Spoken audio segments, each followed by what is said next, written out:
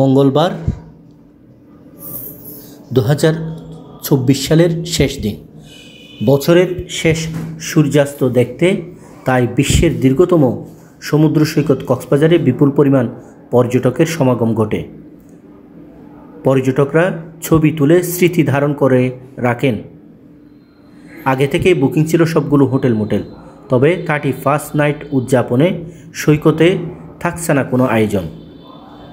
কিছু তারকামানের হোটেল নিজস্ব ব্যবস্থাপনায় 31st নাইট উদযাপন করে। আগত পর্যটকদের নিরাপত্তায় নেওয়া হয়েছে বিশেষ ব্যবস্থা।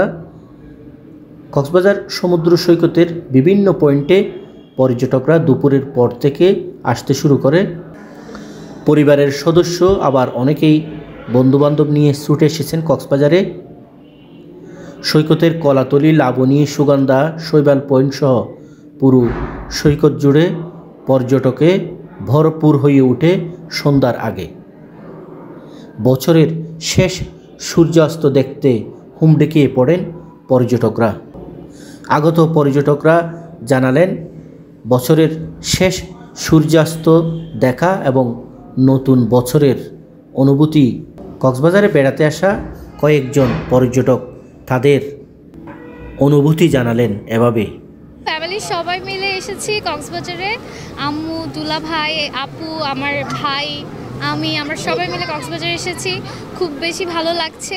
আর নতুন বছরের শেষ দিনটা এখানে কাটাচ্ছি। হ্যাপি নিউ ইয়ার পালন করতে আসছি ফ্যামিলি মিলে।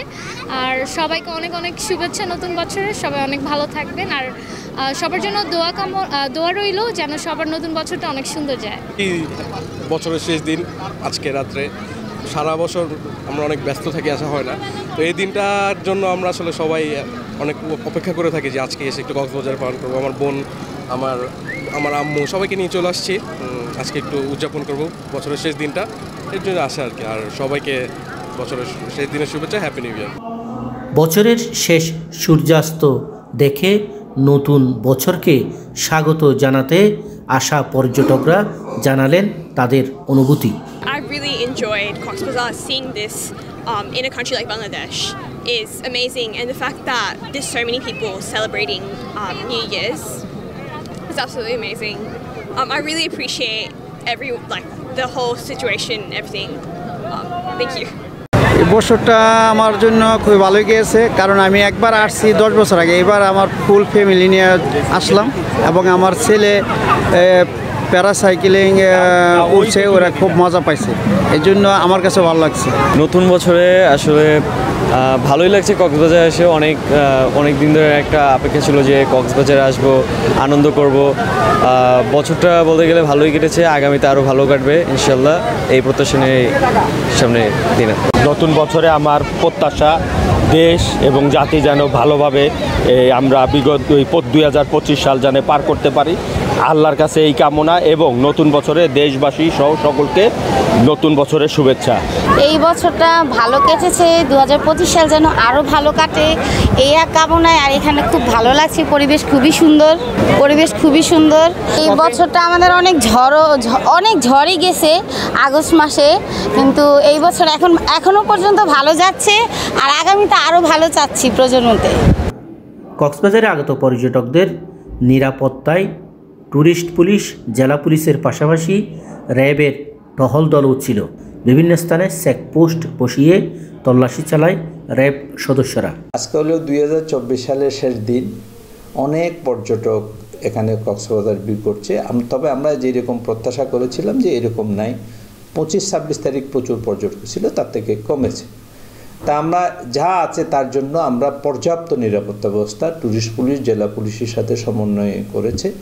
আমাদের যে স্থির পিকেট, তারপরে আপনার মোবাইল পেট্রোল, আমাদের সিনিয়র অফিসারদের তদারকি, সবগুলি মিলাইয়া ইনশাল্লাহ ট্যুরিস্ট কক্সবাজারের নিরাপদে তারা উপভোগ করতে পারবে, ভ্রমণ করতে পারবে, কোনো ধরনের সমস্যা নেই। নিষেধটা আসলে এরকম নাই যে আমরা চাইবো যে সমুদ্র সৈকতে আরেকজনের ডিস্টার্ব করি, যাতে কোনো কিছু আতশবাজি, মদ খাওয়া বা উশৃঙ্খলতা করে, এরকম কিছু আমরা করতে দিব না। এরকম করলে আমরা তাদের বিরুদ্ধে যথাযথ আইনগত ব্যবস্থা নিব। আমরা আশা করি কোনো পর্যটক এরকম করবে না। আর বড় ধরনের কোনো অনুষ্ঠান, আউটডোরে কোনো অনুষ্ঠানও নাই। কিছু অনুষ্ঠান আছে তারা ইনডোরের মধ্যে বড় বড় হোটেলে, ওটাও 12টার মধ্যে তারা শেষ করে দেবে। আশা করি ইনশাআল্লাহ স্বাচ্ছন্দ্যে এবং নিরাপদে পর্যটকেরা কক্সবাজারে তাদের এই যে 31 ডিসেম্বর এটা উপভোগ করতে পারে।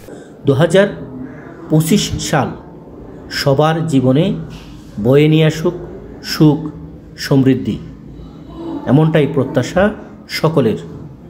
সরওয়ার আজম মানিক, চ্যানেল আই, কক্সবাজার।